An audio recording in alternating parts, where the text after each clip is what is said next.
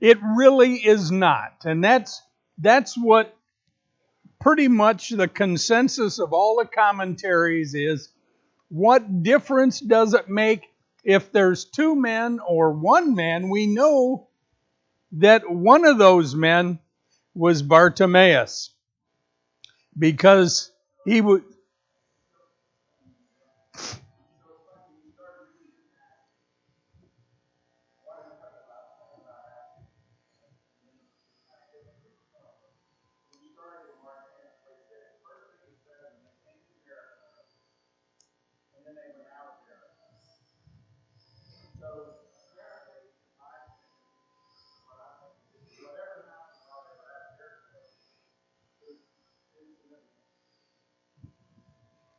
In the city of Jericho, yes.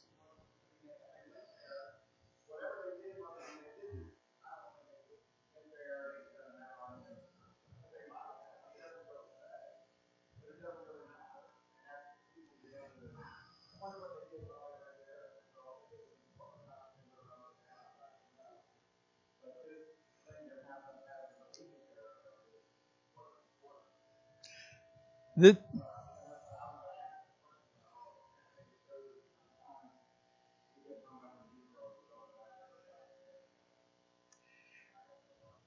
well, that's our nature, to look for something that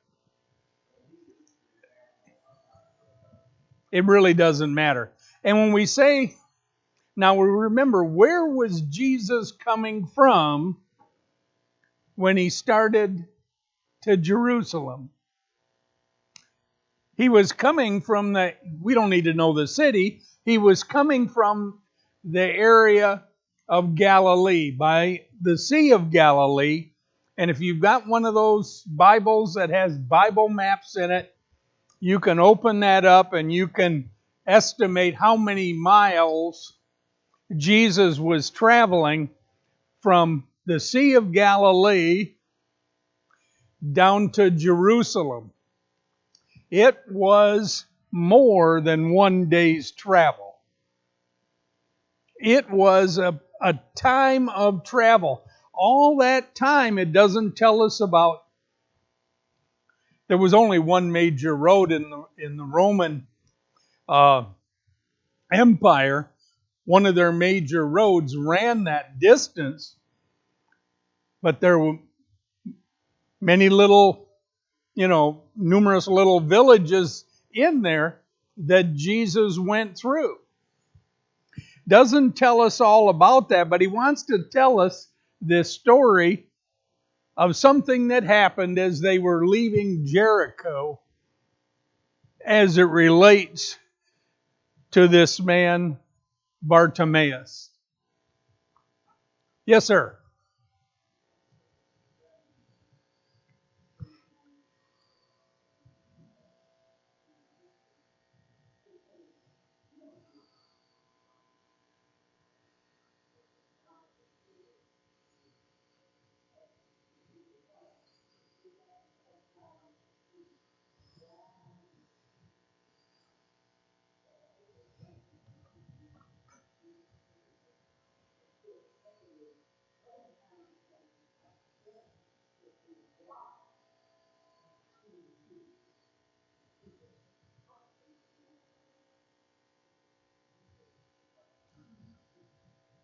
Yeah, I think there's a couple main points there, as you've said.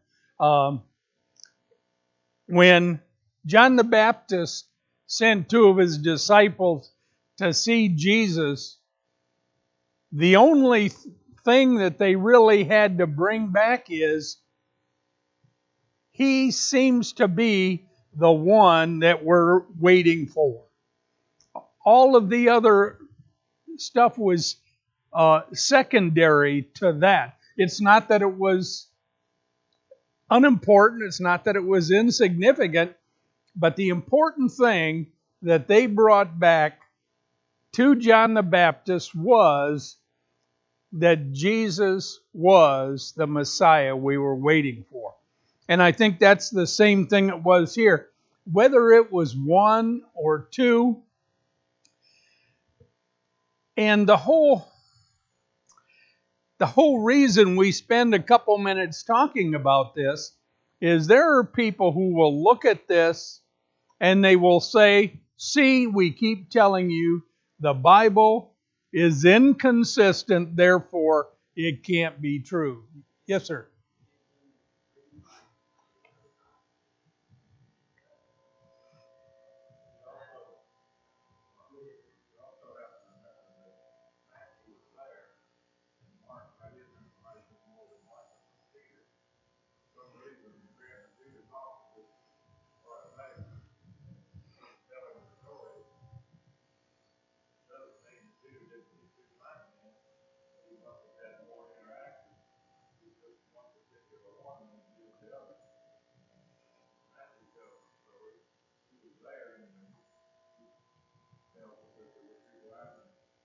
Yes, and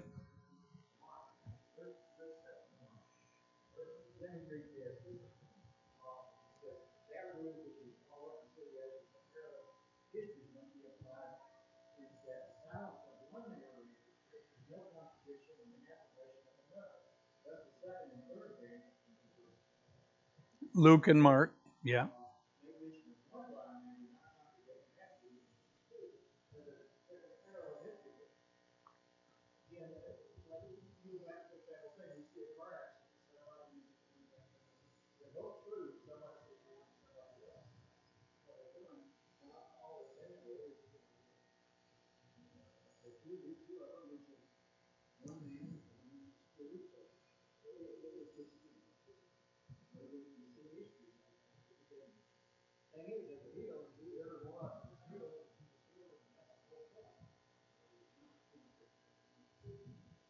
Yes.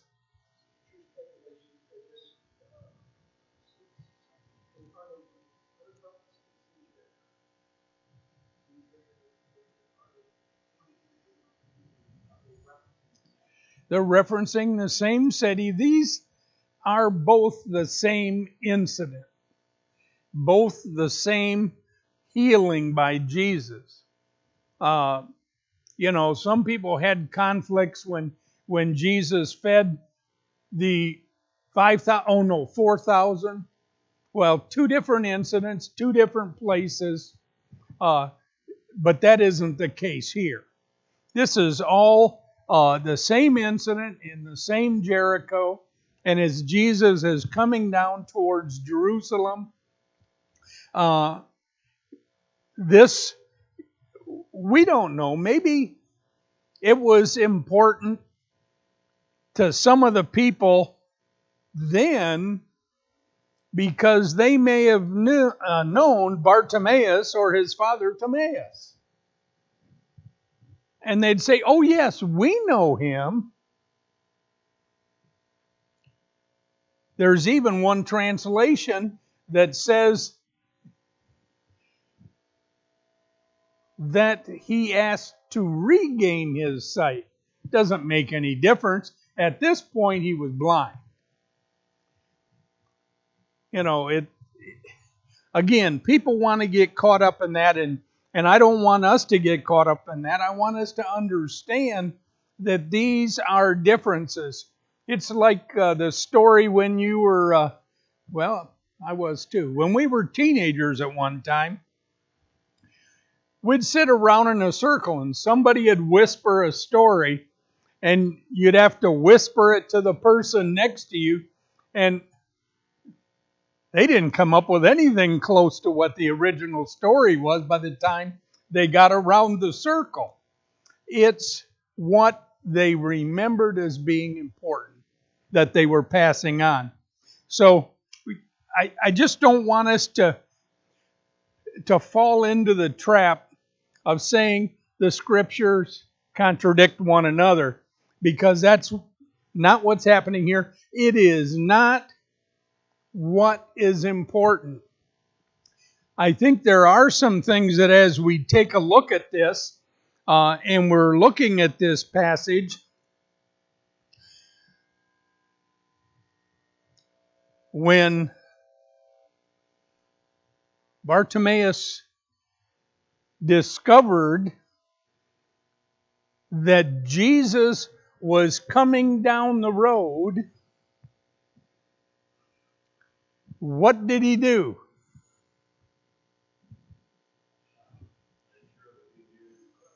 Okay.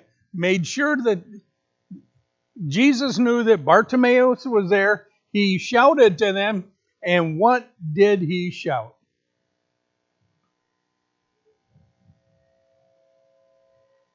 Okay. Heard somebody over here said he addressed him as Son of David. Now, would someone who had no knowledge and no conviction about who Jesus was, would they have hollered out Son of David? Would they know his lineage? And you're right. No, he would not have done that. And in fact, not only did he know enough of his lineage, but the term Son of David was most often used in the Scriptures to refer to the Messiah. It was how they identified that one, because the prophecies indicated that the Messiah was going to be in the lineage of David. And if you want to look up a couple, Matthew 1:1, Matthew 12:23, there are other ones where they refer to Jesus as the Son of David. And so we knew that not only did he understand that Jesus was a healer, but also that he understood that at least people said he was the Messiah. He was the promised one. He was the one who was coming. As he is shouting to get Jesus' attention, what did everyone else do? Told him to shut up. Be quiet. And in fact, they warned him to be quiet, but he or they called out all the more. And one of the lessons, if you go and look at commentaries and lesson plans and everything else about this passage, it is a lesson for us not to be influenced by the crowd when we are striving to find and to remain faithful to Jesus. A little side note there for us. They tried to get him, just let Jesus go on and do what he's going to do, but they continued to shout for Jesus, and Jesus finally heard him.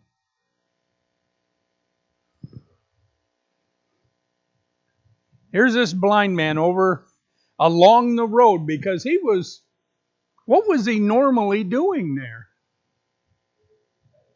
Begging. You know, I need some bread for my meal for today. Give me some money so I can buy some bread. Help me out. I can't work. I'm blind. And he is there begging for the people coming out of Jericho.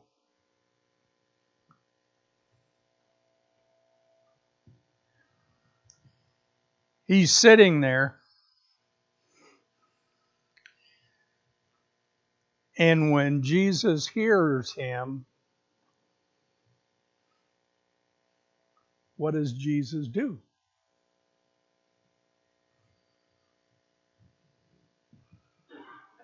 Yes, sir.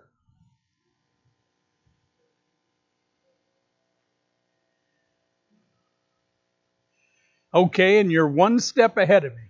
You're just one step farther down the road towards Jerusalem than I got. How does Jesus acknowledge that he heard this man? He stops. It says he stopped where he was at. Now we're presuming that Jesus is walking down the road and this man is off to the side of the road where people are telling him to be quiet. And Jesus stops. And when he does that, verse 49, Jesus stood still and commanded him to be called. Jesus stops and said, call that blind man over here. Jesus knew he was blind, knew he's sitting alongside the road. Jesus didn't walk over to him. Jesus commanded him to be called. Jesus didn't even address the man. Maybe it was a distance. It says he was thronged by people. Maybe he couldn't get to the man himself, but he told them, call that man. And they called the blind man and said to him, be of good cheer, rise, he is calling you. In the end of verse 49.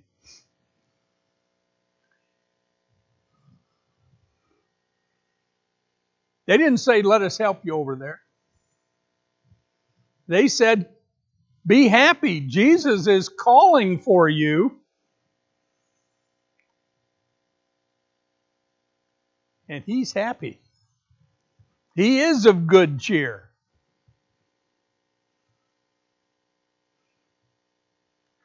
Verse 50. And throwing aside his garment, he rose and came to Jesus. He was willing to make that effort to get to Jesus. And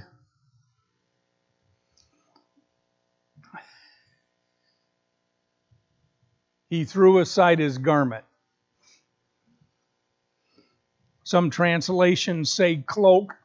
It would have been his outer garment, that heavy outer garment that they would wear when they were traveling.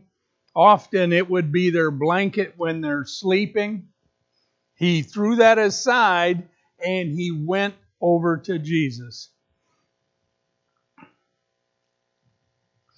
He's a blind man.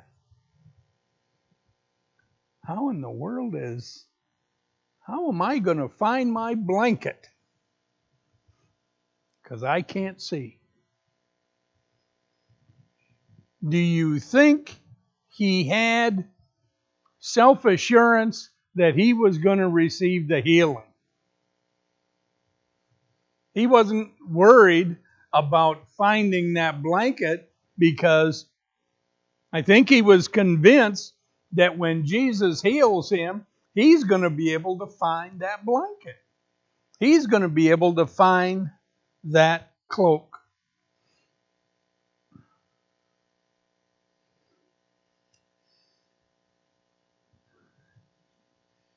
He rose and came to Jesus.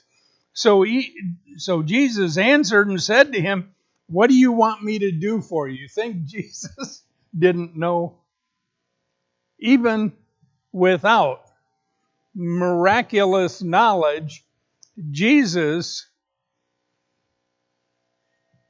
as well as everyone else gathered there, who may have come in from another town as they were following Jesus, they probably knew that this man was blind. And Jesus certainly knew that this man was blind. But Jesus said, "What do you want me to do for you?" And as the man addresses Jesus again, he uses another term that shows great respect and understanding of Jesus. Rabboni, that I may receive my sight. Teacher, I want to receive my sight. And then Jesus said to him, "Go your way, your faith has made you well."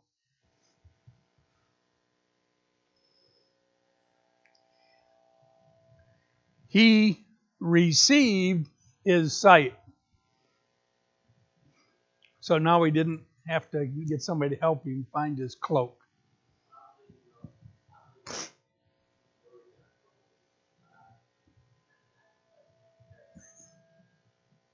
That's right. Yep. Yep. He didn't worry about that cloak. That wasn't the most important thing to him either. It was receiving his sight. And as Jesus gave him the healing that he wanted, he said, "Go your way. Your faith has made you well." Well, he knew he was made well. He had received his sight. But he said, go about your daily activity, whatever you need to do. You're completely healed. You're all set to go. And what did the man do? He followed Jesus. He didn't go back to Jericho, which is presumably where he was from. He was outside the city begging for those who were coming on. He followed Jesus. He became part of that throng that was following or around Jesus. If we go back and if I can get my electronic Bible to respond to me here.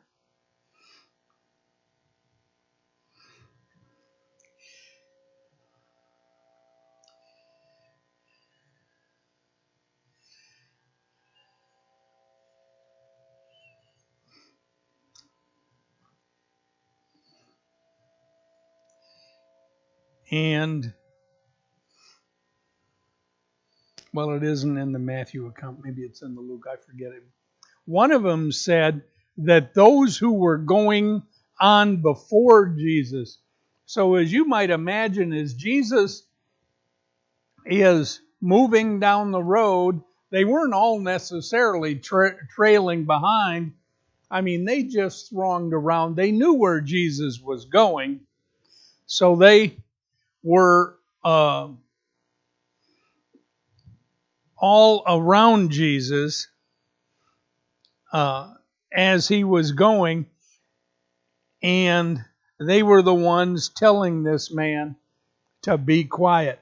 When he received that healing gift, he joined that group that was going with Jesus. Jim.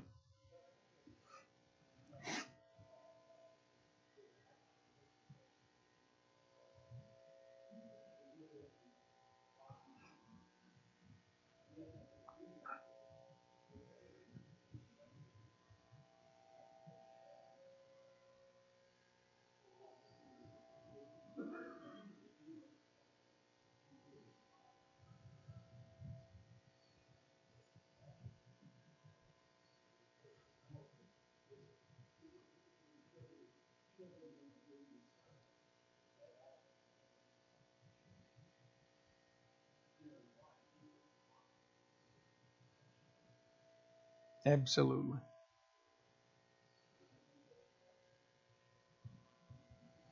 No, I think you're absolutely right. And as we look at that, again, that can be a takeaway for us too, isn't it?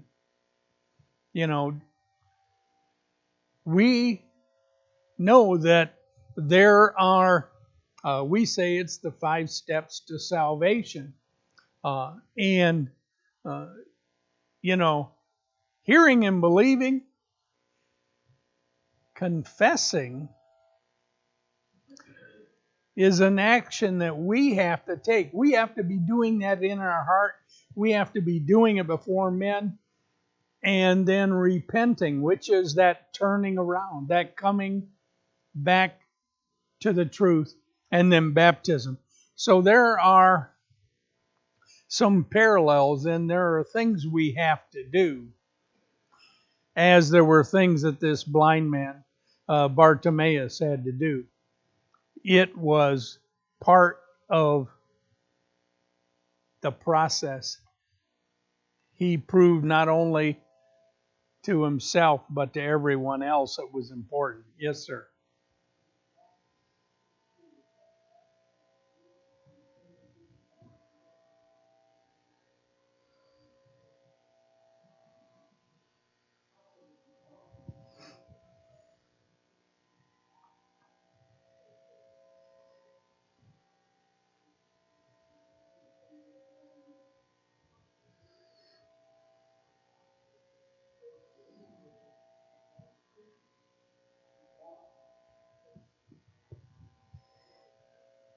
And that was Colossians 2:3.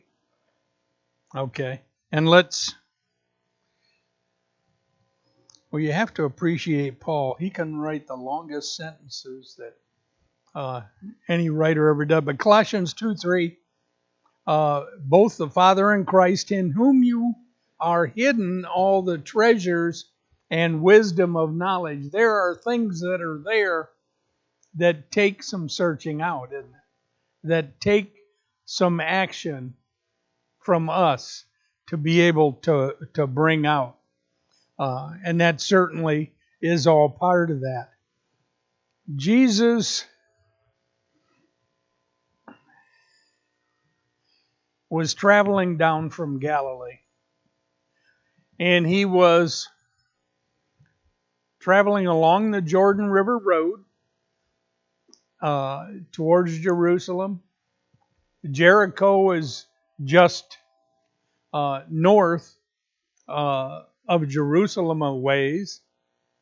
And as he's traveling down through that, what do you think is on his mind? If we look back at chapter 2, into chapter 9 and into chapter 8, actually in the first part of chapter 10, what had Jesus been talking to his apostles and disciples about? His death. And he was telling them, each time he told them, he gave them just a little more information about it. And earlier in chapter 10, he gives them a fair amount of detail. I am going to Jerusalem, where I'll be handed into the hands of men, and I am going to go on trial, and I'm going to be beaten, and I am going to be hung on a cross. I am going to be sacrificed. I'm going to give my life and then be raised again on the third day.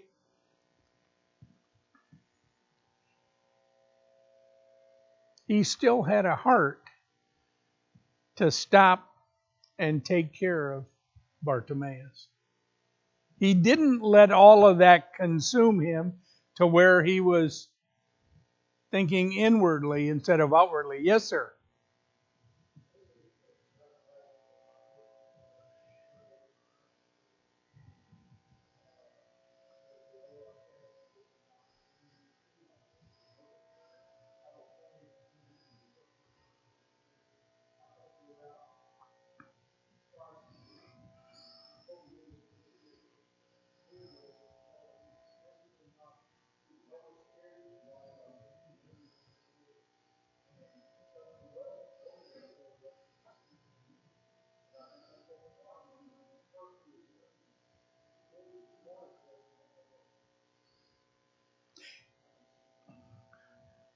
No, I think you're absolutely right. In the next verse,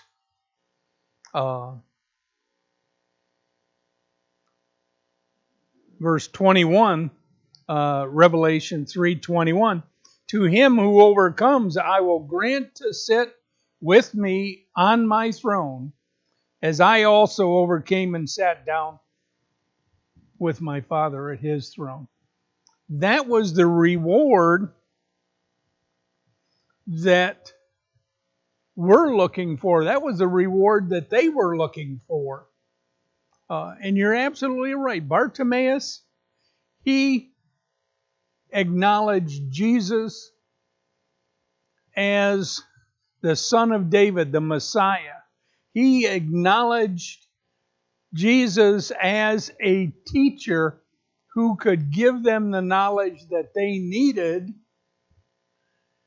to reach that goal. And Jesus took care of the first goal, and we can only believe that, which was giving Bartimaeus his sight back, also that he took care of the second goal, because he joined Jesus and followed Jesus on the road at that point, that he would also take care of that second goal, which was taking him to his Father's kingdom and have him sit on that throne next to Jesus. Questions or comments on this section that we're closing up? Now hear this, Russ. We're closing up chapter 10. He told me this morning that I had spent a whole quarter on chapter 10. I'm not sure if it was quite that long, but I do challenge John on his progress in scriptural Bible study. So he doesn't recognize I was talking about it. Okay. I can get my clicker to work. Let's open up chapter 11.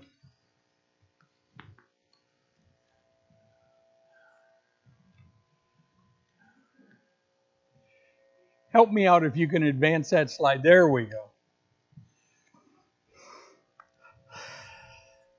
Mark picks up now as they have gone down from Jericho, picks up as they are about to enter Jerusalem.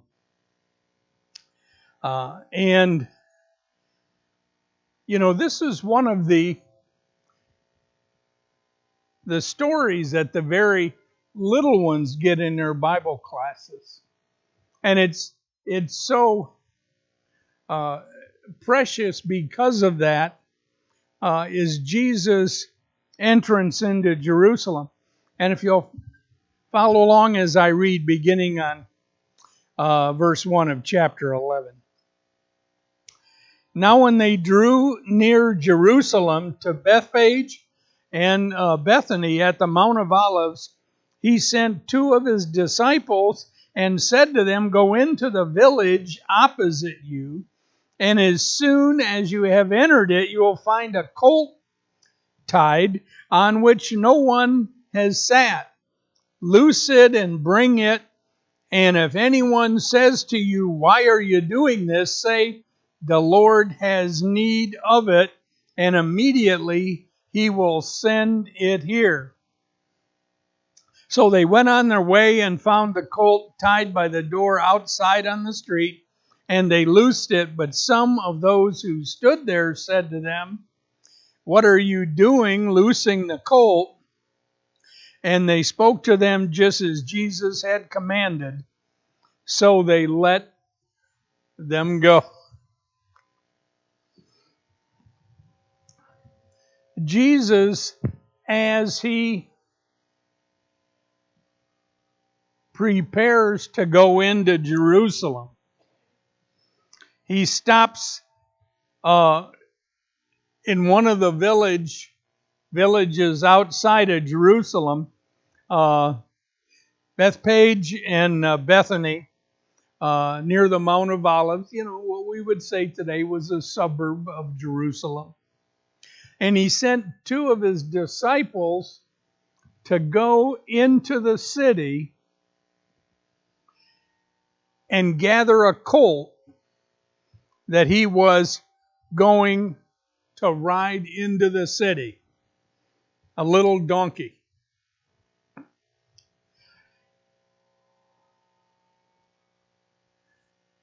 Jesus had a plan on how he was going to enter the city. Now, if you've watched any of the old movies about ancient times, how did returning generals with their armies enter a big city in the ancient Bible times?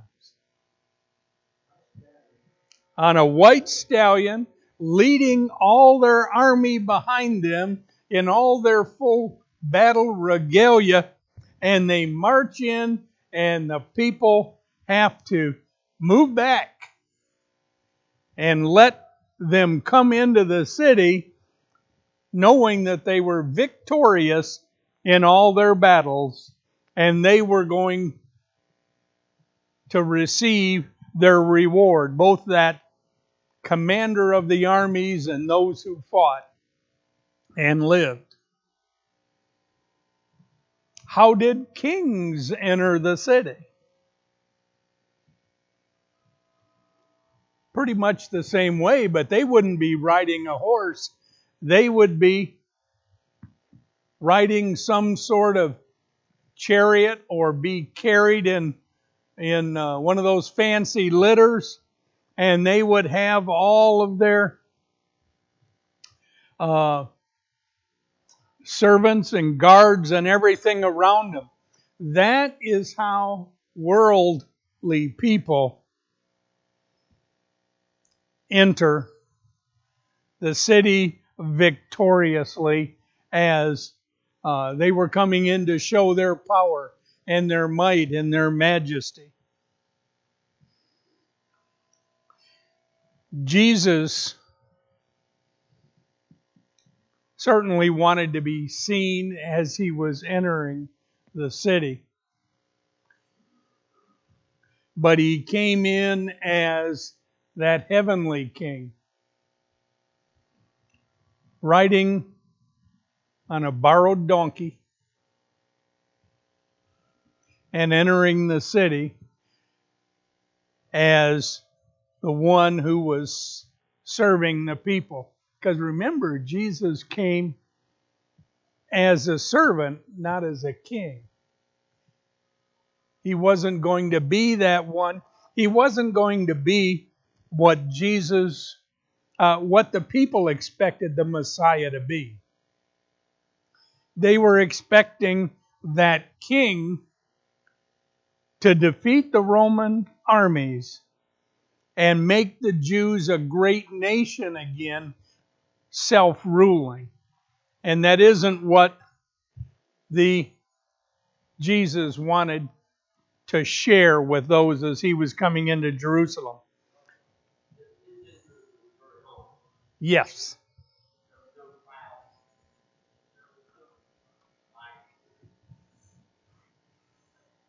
His might was in the actions he performed, not in his demonstration of his grandeur.